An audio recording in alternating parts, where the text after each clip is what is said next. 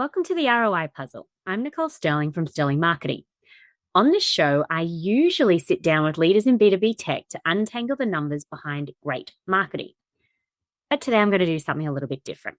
So instead of an interview, I'm sharing insights from brand new research that we've just completed across Asia Pacific and Japan. It's research that points to what I believe is one of the biggest, least talked about challenges facing B2B tech teams heading into 2026. And we're calling it the Quiet Pipeline Crisis in APJ, Asia Pacific and Japan, for those who don't know the acronym. And if you run marketing demand or go to market in this region, or you're sitting in HQ wondering why APJ isn't converting the way the other regions do, then this is the episode for you. But first, if your leads are dropping off somewhere between marketing and revenue, and you can't pinpoint where because your teams aren't aligned, or attribution isn't actually tracking the real buyer journey, then you're not alone. At Stirling Marketing, we generate over $7 million in pipeline for B2B tech companies within 12 months, using a campaign engine that's built to close, not just engage. Last quarter, we helped a tech client come in 73% above their pipeline target. And I've created something specifically for marketing leaders who need to diagnose what's broken fast. It's called the Pipeline Acceleration Roadmap. It's a 60-minute strategy session where I'll audit your funnel with you, map out exactly where leads are getting stuck, and send you a prioritized action plan that you can take straight to your CEO or CRO. If you want to finally pinpoint why leads aren't converting into pipeline and get a clear roadmap to fix it, you can book your free Pipeline Acceleration Roadmap at sterlingmarketing.net/roadmap. All right, so let's get into it. If you lead growth in APJ, you've probably had this conversation more times than you can count. You're explaining again and again and again why the global playbook isn't landing here, why response rates are low, while sales cycles are long, why the pipeline looks different to the US or Europe.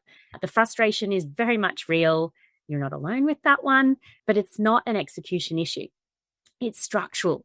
We did some research recently from interviews with 24 senior go-to-market leaders across Asia Pacific and Japan, spanning SaaS, cybersecurity.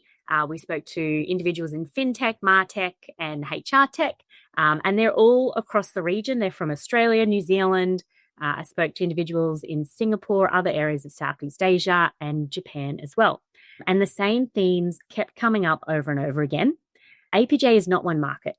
It's dozens of buying cultures, different maturity levels, different partner ecosystems, and also decision models. All vary. Yet, we're still trying to run copy-paste global strategies that are designed for massive, highly transactional markets in this region, and that's what is broken. So, let me get into specifics about what that breaks. First, it's the market size. Australia has a smaller population than Texas, the entire state. Singapore's entire population is smaller than many US cities. And that means the same executives hit again and again and again from different tech companies. They're actually completely swamped with the number of emails. It's about times by 4 more than what is typically seen in the US. Cold outreach, therefore, response rates are close to 0. LinkedIn is roughly 80% of connection requests go ignored. And webinars, attendance dropped sharply in 2024. Obviously, events are a big competition, but I still don't think it's fully recovered yet. And that leads to our second issue, which is credibility. So the leaders that spoke to us told us it wasn't just about low response rates. It was about trust. APJ buyers want to know that you understand their world. They want local proof. They want relevant peer stories. They want conversations that add value. They're not just recycled pitches. They want someone in the region who lives and breathes this region and understands it. As one leader summed it up perfectly, if my prospect can't call a peer down the road who's using us, the deal slows to a crawl. A global logo does not replace local confidence. And then there's the next piece, partners. So in Japan, direct entry almost always fails. In Southeast Asia, partner-led motion isn't optional. It's the path to the market. And in Singapore, credibility often comes through government-linked integrators or industry bodies, partners. Yet many global teams still treat partners as a secondary channel, not the primary growth leader. It's done partner marketing, partner relationships, partner go-to-market is still treated in a very ad hoc way. And all of this adds up to what we're calling the quiet pipeline crisis. Plenty of activity, but very little momentum sales can actually convert. There is some good news though. While most of the APJ leaders can clearly articulate what isn't working, a smaller group has figured out what does work in the region. And the difference isn't harder execution of global plays, it's a completely different approach. And there were 4 strategies that really stood out.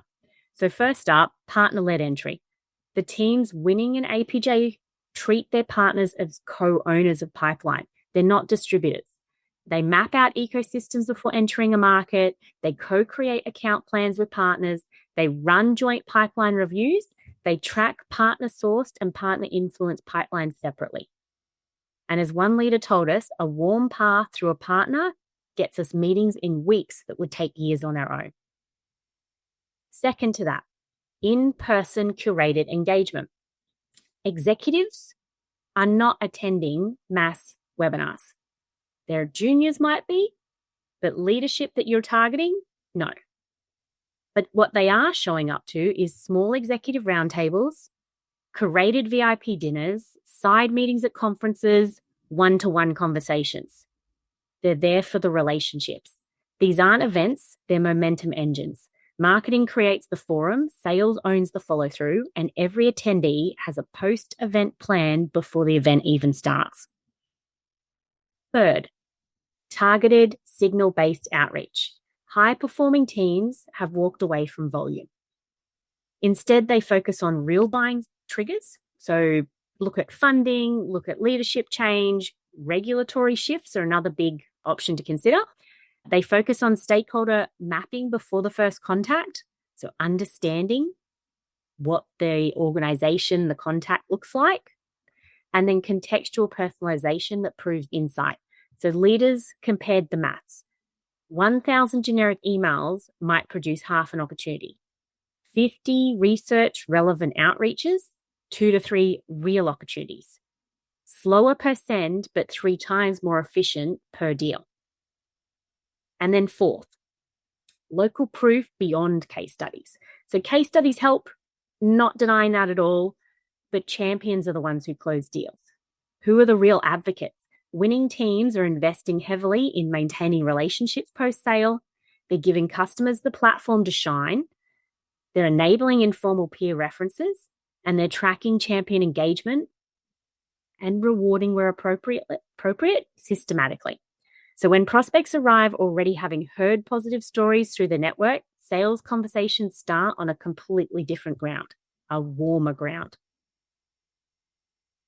So one of the most important shifts we saw wasn't tactical, it was how teams measure success. High-performing APJ teams stopped reporting on clicks, impressions, registrations, MQLs. Instead, the important measurements are partner-sourced opportunities, pipeline coverage, lead to SQL conversion, and the number one, revenue, both new and expansion, because those are the only metrics sales leaders and boards actually trust. And when marketing is measured on pipeline outcomes, not activity, alignment stops being theoretical. So here's the part I want every APJ leader to hear. You do not need a massive budget.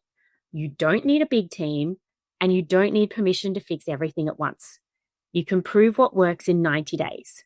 In month 1, map pipeline gaps, choose one partner ecosystem, choose one executive segment, build 5 to 10 local proof points.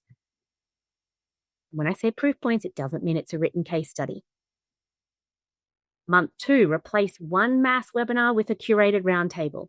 Enable 2 of your partners with joint materials, and then kill one mass email campaign and replace it with 50 researched outreaches. Month 3, report impact in ROI language, package up your 2 proof stories, and show leadership the before and after. From wasted activity to measurable pipeline, that's what you're looking for. That's how APJ leaders regain credibility with sales and with HQ. So now that we're at the beginning of 2026, the teams that win an APJ won't be the ones doing more. They'll be the ones doing less but better. Fewer plays, more trust, clear ROI, predictable pipeline. The global first model is draining momentum in APJ. But the leaders who flip the model from activity first to ROI first aren't just protecting their pipeline, they're protecting their budget, the influence, and their own career momentum. So if you want the full research, you can find the Quiet Pipeline Crisis in APJ white paper through Stirling Marketing. So head on over to stirlingmarketing.net. And if you're ready to pinpoint exactly where your pipeline is leaking and what to fix first, you can book your free pipeline acceleration roadmap at stirlingmarketing.net/roadmap. This is Nicole Stirling, helping you solve the ROI puzzle one conversation at a time.